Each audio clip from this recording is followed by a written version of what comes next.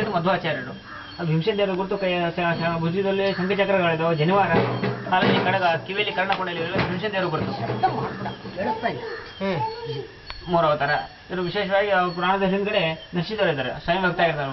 ಲಕ್ಷ್ಮೀ ನರಸಿಂಹದೇವರು ಸ್ವಯಂ ವ್ಯಕ್ತ ಆಗಿರ್ತಾರೆ, ಲಕ್ಷ್ಮೀ ನರಸಿಂಹದೇವರು ಇದ್ದಾರೆ. ಇವರು ಒಂದೊಂದು ಯುಗದಲ್ಲಿ ಒಂದೊಂದು ಅವತಾರ. ಮಹಾಭಾರತದಲ್ಲಿ ರಾಮದೇವ ಶಿಷ್ಯ ಅಂತ ಪ್ರಾಣದೇವರು, ಹಾಗೂ ಮಹಾಭಾರತದಲ್ಲಿ ಕೃಷ್ಣದೇವರ ಶಿಷ್ಯ ಅಂತ ಭೀಮಸೇನ ದೇವರು. ಈ ಕಲಿಯುಗದಲ್ಲಿ ಮಹಾಭಾರತ ಬರೆದಿದ್ದಾರೆ ವ್ಯಾಸರು, ವೇದವ್ಯಾಸರು. ಅವ್ರ ಶಿಷ್ಯರು ಮಧ್ವಾಚಾರ್ಯರು. ಮಧ್ವಾಚಾರ್ಯ ಶಿಷ್ಯಂದ್ರೆ ಅವ್ರನ್ನ 9 ವೃಂದಾವನಗಳು. ಮಧ್ವಾಚಾರ್ಯ ವೃಂದಾವನ ಬದಲಿಯಲ್ಲಿ ಅದೃಶ್ಯ ಆಗಿದ್ದಾರೆ. ವಿಶೇಷವಾಗಿ ಮೊದಲೇ ವೃಂದಾವನ ಪದ್ಮನಾಭತೀರ್ಥರು ಅಂತ ಹೇಳಿ ಈ ಮಧ್ಯದಲ್ಲಿ ಇದೆಲ್ಲ ಅವರು ಮಧ್ವಾಚಾರ್ಯ ಶಿಷ್ಯ. ಮೊದಲೇ ಅವ್ರ ವೃಂದ 13 ಸಂಖ್ಯೆಯಲ್ಲಿ ಫಸ್ಟ್ ವೃಂದಾವನ ಅವ್ರದ್ದು. ಅವ್ರ ಹಿಂದ್ಗಡೆ ಅವ್ರ ಹೆಸರು ಕವಿಂದ್ರತೀರ್ಥರು, ಎರಡನೇದರು. ಹಾಗೆ ಅವ್ರ ಮೂಲೆ ವಾಗೀಶ್-ತೀರ್ಥರು. ಇಲ್ಲಿ ಮುಂದೆ ರಘುವರಿ ತೀರ್ಥರು, ತಿರುಕೊಲ್ಲಿ ರಘುತ್ತಮ ಸ್ವಾಮಿಗಳು ಅಂತಾರೆ. ರಘುತ್ತಮ ಸ್ವಾಮಿ ಆಶ್ರಮ ಕೊಟ್ಟವರು ರಘುವರಿ ತೀರ್ಥರು. ನೇರದ್ರು ವ್ಯಾಸರಾಜ ತೀರ್ಥರು. ಇದೆಲ್ಲ ವಿಜಯ ಸಾಮ್ರಾಜ್ಯ, ವಿಜಯ ರಾಜರು ಹಾಗೂ ರಾಜಗುರುಗಳು. ಹಾಗೂ ಎರಡನೇ ಅವತಾರ, ಮೊದಲನೇ ಅವತಾರ ಭಕ್ತ ಪ್ರಹ್ಲಾದರು, ಎರಡನೇ ಅವತಾರ ವ್ಯಾಸರಾಜರು, ಮೂರನೇ ಅವತಾರ ಮಂತ್ರ ರಾಘವೇಂದ್ರ ಸ್ವಾಮಿಗಳು. ಇವರು ರಾಘವೇಂದ್ರ ಸ್ವಾಮಿ ಆಶ್ರಮ ಕೊಟ್ಟ ಗುರುಗಳು ಸುಧೀಂದ್ರ ತೀರ್ಥರು ಇದ್ದಾರೆ. ವ್ಯಾಸರ ಶಿಷ್ಯರು 3 ಜನ ಇದ್ದಾರೆ, ಶ್ರೀನಿವಾಸ ತೀರ್ಥ, ರಾಮತೀರ್ಥ, ಗೋವಿಂದ ಒಡೆಯರ್ ಅಂತೇಳಿ.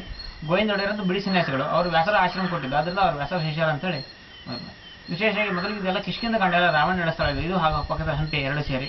ಈ ಸ್ಥಳದಲ್ಲಿ ಮೊದಲಿಗೆ ಸೀತಾದೇವಿ ಅಪಹರಣ ಆದಾಗ ರಾಮದೇವರು ಹುಡುಕ್ತಾ ಬಂದಾಗ ರಾಮದೇವರು ಹನುಮಂತೇವರು ಫಸ್ಟ್ ಮೀಟರ್ ಪ್ಲೇಸ್ ಇದು ಅಂತ ಒಂದು ಒಳ್ಳೆ ಸನ್ನಿಧಾನದಲ್ಲಿ ಫಸ್ಟ್ ಒಂದನ್ನು ಪದ್ಮನಾಭತೀರ್ಥರಾಗ್ತಾರೆ. ಈ ಕಡೆ ನದಿ ಇದೆ, ಈ ಕಡೆ ನದಿ ಇದೆ, ಸೆಂಟ್ರಲ್ ಐಲ್ಯಾಂಡ್. ಇದು 2 ನದಿ ಬೇರೆ ಬೇರೆ, ತುಂಗ ಬೇರೆ, ಭದ್ರಾ ಬೇರೆ, 2 ಸೇರಿ ತುಂಗಭದ್ರಾ ಆಗಿದೆ. ಈ ಶಿವಮೊಗ್ಗ ಡಿಸ್ಟ್ರಿಕ್ಟ್ ಕೂಡಲೇ ಅಂತ ಹೇಳಿ 2 ಅಲ್ಲಿ ಸಂಗಮವಾಗಿ ಬರುತ್ತೆ. ಮತ್ತು ಇಲ್ಲಿ ಬಂದು ಇಲ್ಲಿ ಮುಂದೆ ಡಿವೈಡೆ ಮತ್ತು ಮುಂದೆ ಇಲ್ಲಿ ಸಂಗಮ ಆಗುತ್ತೆ. ವಿಶೇಷ ಒಂದು ಶಾಸ್ತ್ರ ಇದೆ, ಗಂಗಾಸ್ನಾನ ತುಂಗಾಪಾನ ಅಂತೇಳಿ. ನಾವು ಕಾಶಿಗೆ ಹೋಗಿ ಗಂಗಾ ನದಿ ಸ್ನಾನ ಮಾಡೋದು ಏನು ಫಲ ಸಿಗುತ್ತೋ, ತುಂಗಾಭದ್ರಾ ನೀರು ಕುಡಿದ್ರೆ ಅಷ್ಟು ಫಲ ಅಂತೆ. ಅದರಿಂದ ವಿಶೇಷ ಪದ್ಮನಾಭ ವೃಂದಾವನ ಆದರು. ಪದ್ಮನಾಭ ವೃಂದಾವನ ಆದಮೇಲೆ ಮಧ್ವಾಚಾರ್ಯಂಕರ ಕವೀಂದ್ರ ವಾಗೀಶ್ವರ ಗೌಡ ವ್ಯಾಸ ನೋಡ್ಲಿಕ್ಕೆ ಶಕ್ಯ ಇಲ್ಲ. ಮಧ್ವಾಚಾರ್ಯ ನೋಡಿದ್ರೆ ಪದ್ಮನಾಭ ವಿಶೇಷವಾಗಿ ಅವರೊಬ್ಬರು ನೋಡಿದ್ದಾರೆ. ನರಹರಿತೀರ್ಥರು, ಮಾಧವ, ಅಕ್ಷರತೀರ್ಥ ಅವರೆಲ್ಲ ಬೇರೆ ಬೇರೆ ಕಡೆ ವೃಂದಾವನ ಇದ್ದಾರೆ. ಪದ್ಮನಾಭದಲ್ಲಿ ಕೂತಾರೆ. ಅವ್ರು ಪ್ರತಿನಿತ್ಯ ಅವ್ರ ಜೊತೆಗೆ ಪಾಠ ಪ್ರವಚನ ಆಗುತ್ತೆ ಅಂತೇಳಿ ಒಮ್ಮೆ 8 ಜನ, 8 ನಮಗೆ ಇರೋದು 8 ದಿಕ್ಕುಗಳು, 4 ದಿಕ್ಕುಗಳು ಹಾಗೂ 4 ಉಪದಿಕ್ಕುಗಳು, ಹಾಗೆ 8 ದಿಕ್ಕುಗಳಿಗೆ 8 ಜನ ಅಭಿಮಾನಿ ದೇವತೆಗಳಾಗಿ ವೃಂದಾವನ ಇದ್ದಾರೆ. ಹಾಗೆ ಮೇಲ್ಗಡೆ ವ್ಯಾಸರ ಪ್ರತಿಷ್ಠೆ ಮಾಡೋದು ಲಕ್ಷ್ಮೀರಂಗನಾಥ ದೇವಸ್ಥಾನ. ಲಕ್ಷ್ಮೀರಂಗನಾಥ ಅದು ಲಕ್ಷ್ಮೀದೇವಿ ಪಾದಶಿವ ಮಾಡ್ತಾ ಇದ್ದಾನೆ. ಪಕ್ಕದಲ್ಲಿ ಪ್ರಾಣದೇವ ದೇವಸ್ಥಾನ ಇದೆ, ಅದು ಪದ್ಮನಾಭ ಪ್ರತಿಷ್ಠಾ ಮಾಡಿರೋದು. ಇದು 9 ಶ್ಲೋಕ ಇದೆ, ಶ್ಲೋಕ ಹೇಳಿ. ಶ್ರೀ ಗುರುಭ್ಯೋ ನಮಃ.